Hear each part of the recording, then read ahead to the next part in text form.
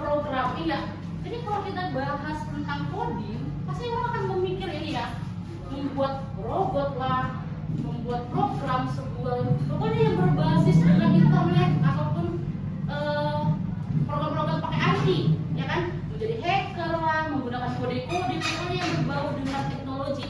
Pasti pemikiran awal kita membahas itu ini, ya kan? Benar, ini dia memang. Tapi ada tapinya. Kita ini masih di fase C yang digunakan untuk AI sekarang. Fase C itu berarti kita hanya membahas dasar-dasarnya, masih pengenalan, belum kita menjadi hacker. Nanti tiba-tiba Pak Ibu mau hacker pula apa yang di laptop saya, kan nggak mungkin saya seperti itu kan. Jadi untuk yang coding dan KI ini kita hanya masih membahas sekitar apa sih manfaatnya, bagaimana sih penggunaannya, hanya sebatas itu saja.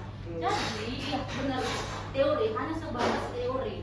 Jadi banyak orang menganggap ini yang rumit, arti yang rumit. Makanya kalau bisa dibilang yang ibu berguru sendiri yang pergi kelas enggak katanya, yang udah mulai itu kan ke situ kan gitu.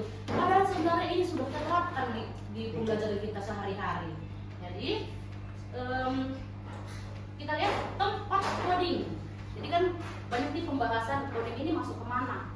Apakah ke mata pelajaran, ke ekstrakurikuler, ataupun dalam mata pelajaran? Jadi ketiga ini benar. Jadi kemana tepatnya? Betul banget. Bisa dibilang dulu. Boleh direkam. Bilang dulu ya. Oh itu lampunya. Oke. Nah, coding ini masuk ke tiga-tiganya.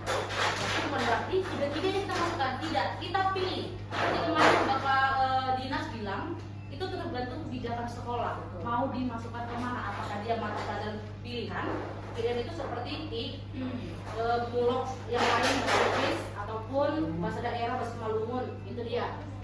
Kemudian ke ekstrakurikuler ini bisa juga, berarti dia sebenarnya jadi tersendiri, jadi ekstra belajar tentang coding. Kemudian terintegrasi dalam mata pelajaran lain, berarti setiap mata pelajaran, bukan hanya mata pelajaran komputer, setiap, ada kata setiap dari situ, jadi setiap guru berarti harus memang bisa coding. Makanya dibilang terintegrasi, berarti ini tergantung kebijakan kita, yang mana kita pilih, mata pelajaran kah, ekstra kah, atau mata pelajaran. Kalau saya rekomendasi ke semua mata pelajaran, karena rata-rata semua sekolah lain saya lihat semua mata pelajaran masuk coding. Jadi bukan hanya mata pelajaran sendiri, dan pun buku codingnya ada. Seperti itu. Oke? Nah, coding mata pelajaran ini dia mengajarkan kita, coding itu sebenarnya mengajarkan kita bagaimana berpikir kritis. Bagaimana berpikir cepat, kritis, dan cepat. Tidak, ya tepat. Tidak melenceng. Itu yang inti dari coding ini. Coding ini sebenarnya lebih ke bahasa program. Ini dia, bahasa program artinya proses memberi instruksi kepada apa yang kita jadikan sebagai subjek kita. Misalkan mau itu siswa, mau itu komputer, itu sebagai subjek kita yang akan kita beri instruksi. Jadi coding itu bukan bahasa komputer yang harus rumit-rumit. Bahkan coding itu kita yang mengajari orang yang mau kita ajari. Baik itu kan komputer sebenarnya kita ajari juga ya Bapak Ibu. Itu kita ajari, kita buat programnya, kita ajari komputernya. Begitu juga anak-anak didik kita ajari. Itulah yang dimaksud dengan coding. Memberi instruksi kepada komputer ataupun nanti dia terbagi lagi ini, kepada komputer bisa, kepada peserta didik juga bisa.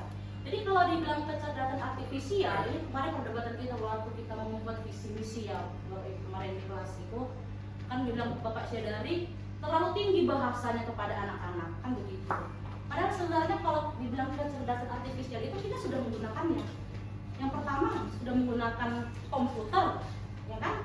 Sudah menggunakan internet, ChatGPT, YouTube, TikTok, WA, itu semua termasuk dalam KA. Itu semua termasuk dalam AI. Kenapa? Karena sudah menggunakan internet, sudah menggunakan yang namanya teknologi. Itulah yang dimaksud dengan KA. Teknologi yang meniru kecerdasan manusia. Berarti dia yang kita program, dia meniru apa yang kita kerjakan. Itulah yang dinamakan sebagai AI atau KA ini. Jadi jangan kita bilang terlalu tinggi bahasa kita sudah menggunakannya. Dari bahkan anak-anak kecil yang masih bawa PC lah, aku rasa kita bahas dikasih nonton YouTube. Itu kan sebenarnya mengajarkan mereka untuk Terbuka apa teknologi? Iya, coding, KA, udah terbuka mereka, membuka, bahkan tanpa kita ajarin mereka sudah bisa buka sendiri, scroll sendiri, cari sendiri, ya kan sudah lebih mahir pada otak mereka. Itu sudah membuat coding, membuka berpikir kita secara kritis. Anak-anak itu sudah berpikir secara kritis tanpa diajari, itu termasuk coding. Coding sejak dini, berarti kita sebenarnya pelakunya, pelaku pembuat coding tanpa kita sadari. Nah, pentingnya dalam mata pelajaran yaitu membekali